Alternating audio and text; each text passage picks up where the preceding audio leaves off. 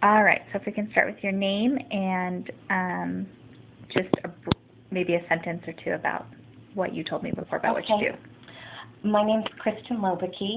I have worked for 13 years as a development director, first for Oregon Public Broadcasting and then for a smaller arts organization called Literary Arts. What was your experience like working with those companies? It was very fulfilling. At first, I thought that I wasn't going to enjoy development very much. I thought maybe I'd be too shy or that I'd be uncomfortable talking to people about their finances and their giving. But I really loved working in a setting where people had a shared passion and were so committed to their community. And I found that I really enjoyed the social part of the job and meeting so many people that really wanted to be donors and would want to talk to me about how they could best apply their money in gifts large and small to support arts and culture and education programs in the community. And what do you think inspires people to give? Well, I think it's the sense of belonging to a community and the sense that they can do something. It's been interesting during the recession the last few years. My small nonprofit organization wasn't too seriously affected, and I thought a lot about why that was. And I found that even though foundations weren't able to give the large gifts that they had been giving, and the same with businesses, that individuals really remained loyal to organizations that they knew and trusted. And a lot of times they were very happy being involved as financial contributors and as participants in smaller local causes that they knew well and where they had the personal relationships. And especially where education was concerned, I think people were sort of tired of thinking, oh, there's nothing I can do about the crisis in education or in social services. And they see nonprofits that they trust as a sort of really great liaison to get things done in the community. So that was really satisfying to see how people sort of shifted their focus, say maybe a lot of people that used to give to politics or large national causes, and now that they weren't giving as much or to as many different or new organizations, were really investing in those close to home where they could see the results kind of in their neighborhoods and their schools. What do you think, as far as who they trust, how do you think that's built? How do you think that is achieved, especially for a newer company? Well, for a newer company, I think, you have to have your basis of this is why this nonprofit exists. It's really important to have a strong, clear mission statement and a group of staff members, but especially board of directors, that all understand that purpose. I think a lot of organizations struggle because they try to do everything for everybody and try, instead of thinking, what are we best at, what do we really want to achieve, and then focus on that. And I know my background is with arts and culture organizations, and a lot of times people have great ideas for nonprofits, but they're kind of wrapped up in their own passion for starting the nonprofit, but they don't do enough thinking about, well, what is the need in the community, and is anyone else providing this service?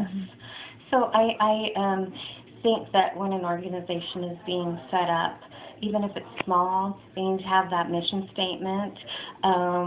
They need to comply by all of the IRS regulations and operate for a full year before they become a nonprofit.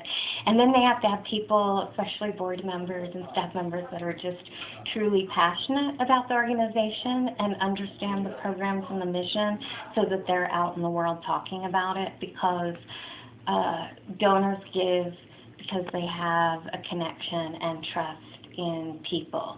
And as I was saying before, it never ceases to amaze me and please me how it's so based on that shared passion or commitment to the work. Okay. Do you donate? Yes, I do. And do you spend a lot of time doing any kind of volunteer work or working in the community? I do.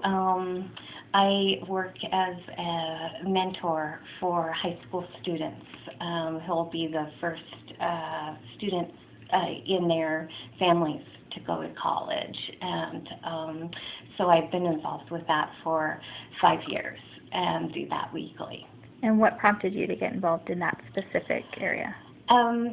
Well, I knew from my own work that I was very dedicated to teens and literacy and education, and I was vaguely looking for a volunteer job, but I wouldn't have taken this one and been involved with it for so long if the executive director of the organization hadn't sort of sought me out and befriended me and kind of begged me to become involved in a really wonderful way, which I think is, as I was describing before, how and why people become involved with nonprofit organizations is often by seeing someone else's commitment and sort of trusting them and getting involved. And then once I had even one day's experience with the teens, with the students, then I was in for forever.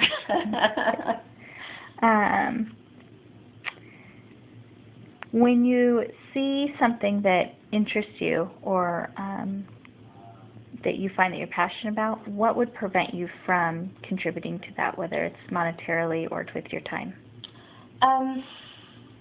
That's a really good question. I think knowing the behind the scenes of nonprofit work, I think that there are quite a few organizations that struggle and that don't have good business practices. There are a lot that have excellent business practices, but I think if I feel like an organization doesn't have good record keeping, doesn't have good follow through, isn't ensuring me that they're using my donation for what they promise that they're going to use it for, then I won't give to that organization.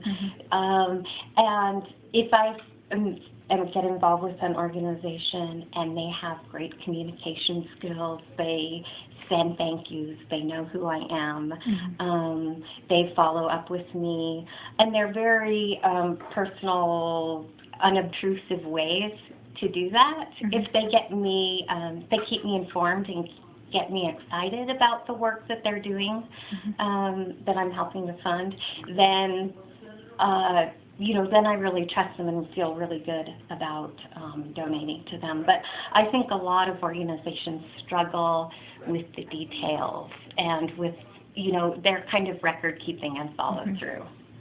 How do you feel about online giving?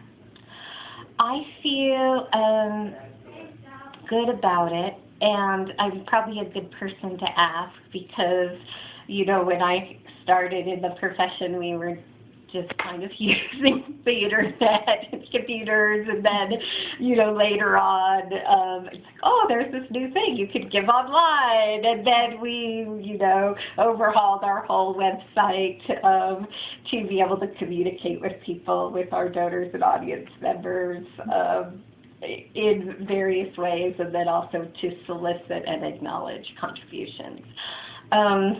I think that, again, I feel comfortable with it as long as I know that it's a secure site and that I get immediate acknowledgement, and that the follow-through is still not just automatic, that even if I'm giving online, I like to get that piece of paper, that card, thank you for your contribution.